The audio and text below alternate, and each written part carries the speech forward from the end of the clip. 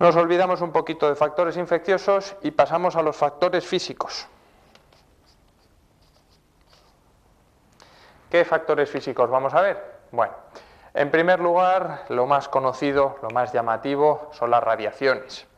Respecto a las radiaciones, hay que decir una cosa importante. La mayoría de las veces se le tiene más miedo de lo que en realidad debería. ¿Por qué? Bueno, pues está comprobado que las radiaciones es un efecto teratógeno y es un efecto considerable. ¿Por qué? Porque se han visto, sobre todo, en aquellas madres que fueron afectadas en Hiroshima y Nagasaki, se ha visto que la descendencia tiene serios problemas en cuanto a malformaciones, pero no olvidemos que aquello fue una bomba atómica y que la exposición a radiación fue muy intensa.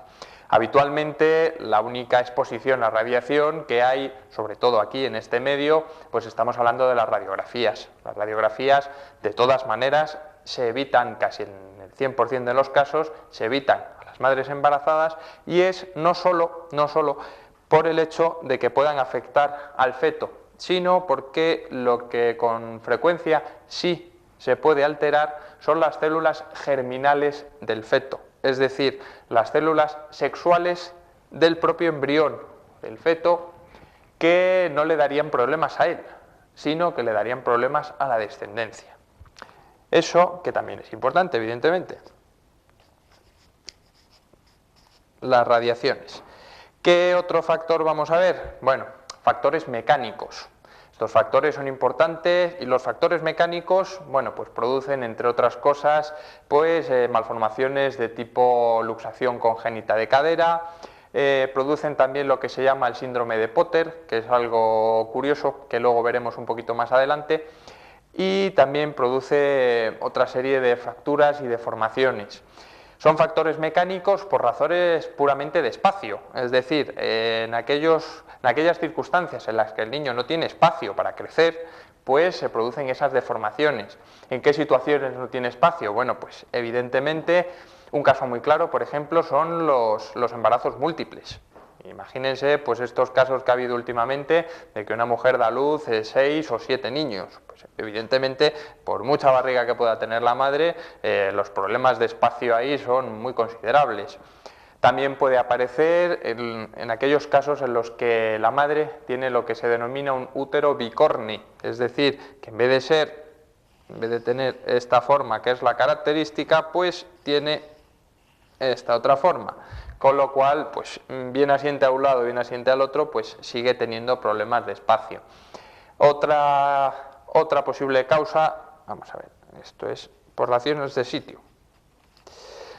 Otra posible causa de factores mecánicos es lo que se llama oligohidramnios. ¿Qué significa esta palabra tan rara? Bueno, pues significa que tiene muy poco líquido. Como ya saben, el niño está aquí metido, más o menos, y está ahí metido rodeado de líquido. Entonces ahí dentro de ese líquido pues él se puede mover a sus anchas y va creciendo a sus anchas. ¿Qué es el síndrome de Potter que habíamos hablado antes? Bueno, pues es un síndrome en el que se produce por una obstrucción a nivel urinario del niño, por una obstrucción le provoca una malformación en sus propios riñones. Y además, por esa obstrucción significa que está eliminando muy poquito líquido, con lo cual pues las paredes del útero no se ensanchan y él no puede crecer a gusto. Este síndrome de Potter, bueno, pues tiene una serie de características, no sé si tengo una foto por ahí, bueno, luego las veremos, en las que parece como si estuviera aplastado, pero parece y es literal, es que el niño está aplastado, no tiene sitio para crecer, aparece con las orejas pegadas, aparece también cuando tiene pelo aplastado, la nariz también, en fin, parece como si estuviera realmente comprimido, porque lo está. ¿Qué otro tipo de factores nos afectan, aparte de los infecciosos y los físicos? Pues los factores químicos. Factores químicos. Y este grupo muy importante, en este grupo tenemos los conocidos fármacos. Esto es algo por lo que se consulta habitualmente y que gracias a Dios, la mayoría de las veces por exceso, las madres se preocupan de estos factores. ¿Por qué? En el momento en que están embarazadas o, es importante decirlo, que ellas piensen que pueden estar embarazadas, no olvidemos que estaríamos aquí cuando todavía no se sabe si sí o si no, podremos estar en este periodo, podemos estar por aquí. Y en este periodo no olvidemos que es cuando más alteraciones se producen. Bueno, cuando, repetimos, se sepa o se piensa que se está embarazada, mucho cuidado con las medicaciones que se toman, mucho cuidado. Hay una serie de fármacos que casi irremediablemente provocan malformaciones. ¿Cuáles son? Bueno, pues el grupo de los anticoagulantes, el grupo de los anticonvulsivantes, es decir, para tratamiento de crisis convulsivas, crisis epilépticas, en fin, hay unos tratamientos neoplásicos, antineoplásicos, por supuesto, y algunos antibióticos. Todo el grupo anterior es algo de uso no habitual, pero bueno, los antibióticos sí. Conviene saber que, por ejemplo, las tetraciclinas son tristemente famosas porque producen malformaciones. No es una malformación grave, pero bueno, afecta a la formación de los dientes y afecta al esmalte y provoca alteraciones irreversibles. Otro grupo son, por ejemplo, los aminoglucósidos, también afectan, al igual que la streptomicina, afectan al oído, afectan al octavo par, al par auditivo, es decir, al nervio auditivo, y produce sorderas congénitas que son irrecuperables. ¿Qué otro grupo tenemos, aparte de los fármacos, dentro de los químicos? Bueno, pues tenemos un conocido de todos y que suele ser pregunta, el tabaco. ¿Nos afecta el tabaco como teratógeno o no nos afecta? Bueno, vamos a decir una cosa bastante importante con respecto a esto. El tabaco afecta en cierta medida, no produce ninguna de las malformaciones severas que hemos visto antes, pero sí produce en ciertas ocasiones retraso del crecimiento. Esto va en función de cuánto se fume, es decir, cuando uno fuma por encima de 2 paquetes, pues puede afectar, pero hay que decir otra cosa también muy importante, y es que el tabaco, no olvidemos que es un ansiolítico bastante considerable. Entonces, en aquellas pacientes que son fumadoras empedernidas, fumadoras convulsivas, que pues aquella que fume 2 paquetes y medio, 3 paquetes y medio, se queda embarazada y decide radicalmente que de 3 paquetes va a pasar, en cuanto se entera, a 0 paquetes, aquí tenemos un problema, y es un problema serio. ¿Por qué? Porque el tabaco deja de ejercer su acción ansiolítica. Casi siempre aquella que fuma más de la cuenta porque suele ser muy nerviosa, y el tabaco aplaca un poquito.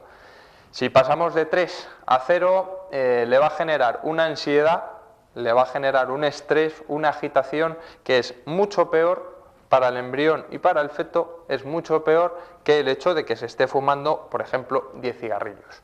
Por eso, repetimos, en caso de fumadoras empedernidas, es aconsejable no dejar de fumar, pero eso sí, hay que disminuir un poquito y en vez de fumarse 3, fumarse medio.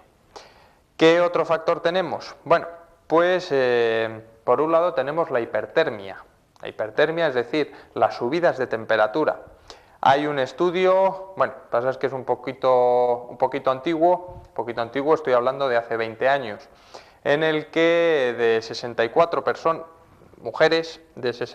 mujeres que se estudiaron, aquellas que habían sido sometidas, no forzosamente, no desde fuera, aquellas que habían sufrido hipertermias, es decir, accesos de fiebre alta, fiebre prolongada, de esos 64 casos hubo 7 en los que aparecieron algunas malformaciones. Y sobre todo es un dato muy curioso porque de estas 7 personas alteradas, 2 de las madres no fueron por crisis febriles, no fueron procesos infecciosos que causaran fiebre, sino que 2 de estas personas fueron por saunas. Por estar en la sauna sometida a temperatura bastante alta durante un periodo de tiempo más o menos largo, pues hubo dos niños que sufrieron malformaciones. Volvemos a decir lo mismo que en el tabaco, no fueron este tipo de malformaciones aberrantes, pero bueno, sí afectan.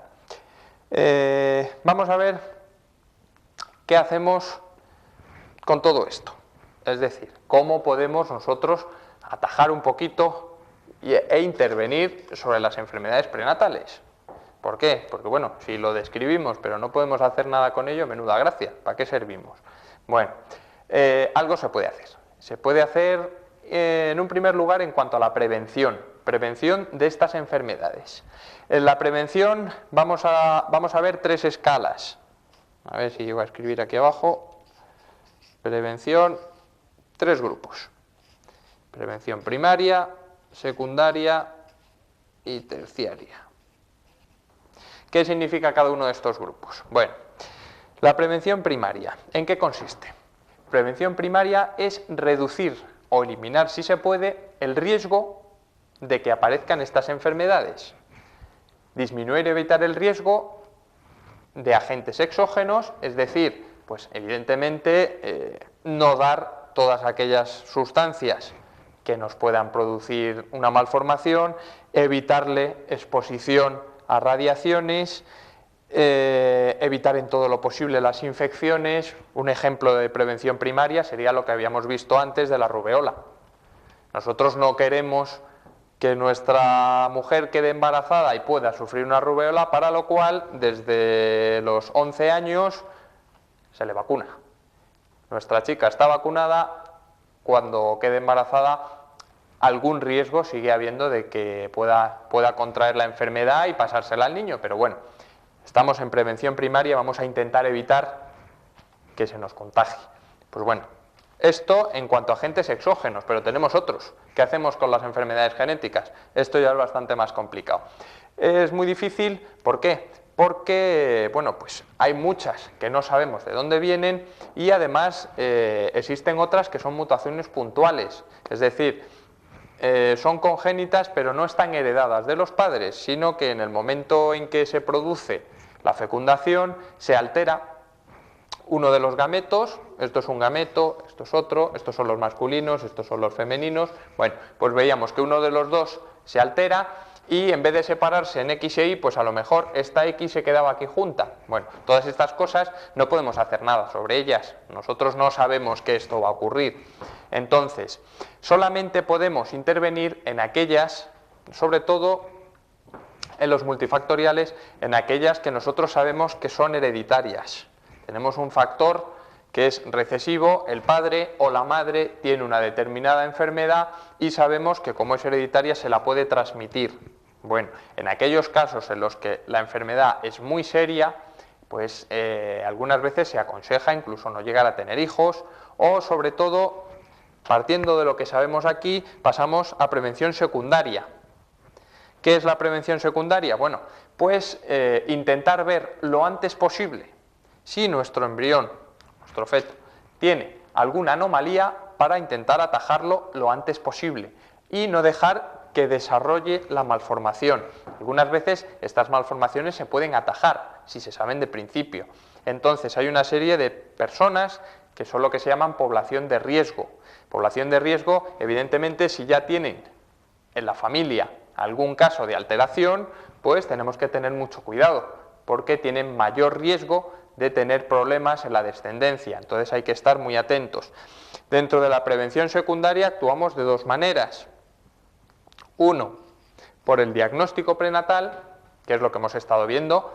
Hay que tener más cuidado con determinadas personas y hacerles un seguimiento más a fondo, ir buscando determinados problemas. Diagnóstico prenatal, bueno, pues evidentemente la ecografía, que es algo que se utiliza para todo el mundo hoy en día, en estas personas se ahonda más todavía, se hace un seguimiento más corto y se van buscando determinados problemas más específicos. Hay otra serie de pruebas más invasivas que la ecografía. Tenemos amniocentesis para hacer estudios de los cromosomas, para ver si hay problemas enzimáticos, por ejemplo, que es otro factor que se hereda, en fin, determinadas cosas para ver secundariamente y tratar lo antes posible. En la prevención secundaria también tenemos lo que se denomina el screening neonatal. ¿Qué significa esta palabra? Bueno, pues vamos a ver, sobre todo para enfermedades metabólicas, enfermedades enzimáticas, vamos a verlas desde el momento en que nace. ¿Por qué? Porque si las atajamos al principio, nada más nacer, podemos evitar todas las secuelas que le produce esta falta. Esto se utiliza cuando, por ejemplo, el niño no tiene un determinado enzima. En su ciclo metabólico hay una cosa que falla. Entonces, si tiene que llegar desde aquí hasta aquí y está interrumpido aquí porque falta una enzima, todos estos productos de antes se van acumulando y causan problemas. Y estos productos de aquí, que no llegan a formarse, faltan y también causan problemas. ¿Qué es lo que hacemos? Con el screening, cuando nosotros vemos que existe este fallo, pues actuamos de dos maneras. En primer lugar, que elimine esto, y en segundo lugar, que esto de aquí se le aporte desde fuera. Entonces, esto pues habitualmente es la prueba del talón, que todo el mundo conoce, se utiliza para la fenilcetonuria, que es una enfermedad metabólica, y para el hipotiroidismo, que también es un problema hormonal. Prevención terciaria, ¿qué es lo que hacemos? Bueno, pues prevención terciaria es propiamente un tratamiento convencional. Ya casi no se puede llamar prevención porque la enfermedad ya está instaurada, pero bueno, intentamos atajarla lo antes posible y a partir de aquí, pues poniendo el tratamiento lo antes posible, pues intentamos que no vaya más. ¿Qué es lo que hacemos aquí? Bueno, pues en algunas ocasiones se actúa incluso intraútero, no se hace muy frecuentemente, pero en algunas enfermedades se hace. Provocamos el parto antes de tiempo en algunas ocasiones para que la cosa no vaya más y poder tratarlo antes. En algunas ocasiones, en estos casos, nuestra actitud terapéutica es provocar directamente el aborto, interrumpir el embarazo, puesto que bueno, pues la mayoría de estos casos no llegan ni siquiera a nacer o mueren antes del año de vida. Vamos a ver una serie de fotos más en las que sobre todo aparecen enfermedades por agentes exógenos. Vamos a ver otra serie de fotos. Vamos a ver, estos son enfermedades de tipo neurológico. Aquí vemos un mielomeningocele, es decir, no se ha cerrado bien la espina dorsal y provoca esta especie de bolsa que tiene contenido neurológico, es decir, tiene meninges, a veces tiene también incluso contenido cerebral. Esta es la enencefalia que ya hemos mencionado, vemos como prácticamente por encima de los ojos tiene bastante poquito. Gracias a Dios estos casos duran bastante poco y antes del año de vida suelen morir. Este es el mismo caso visto desde atrás, aunque no parezca una persona, lo es. Esto sería la cabeza y esta es la espalda que no ha cerrado. Es un caso, aquí no cierra, pero forma una especie de saco. Aquí ni siquiera eso, queda abierto. Vamos a ver, estos casos fueron muy tristemente famosos hace ya unos años, unos cuantos, y son debidos a la talidomida. Era un fármaco que se usaba en las embarazadas y que tristemente descubrimos después que producía esta serie de malformaciones. Aquí vemos que no tiene pues ni brazos ni piernas. Estas son otras cosas, esto es lo que se denomina mano en pinza. Y vamos a ver, aquí tenemos otros casos. Esto es un típico ejemplo de herencia poligénica. Esto es un labio leporino, aquí tenemos una unilateral, bilateral, aquí hay uno y aquí hay otro, y este además se asocia a un paladar hendido. Y bueno, pues estos son los casos más frecuentes de malformaciones y hemos visto más o menos las causas que lo producen y un poquito de cómo evitarlos. Y nada más, esperemos que se hayan informado bien, que les haya gustado y nos vemos en el próximo programa. Hasta luego.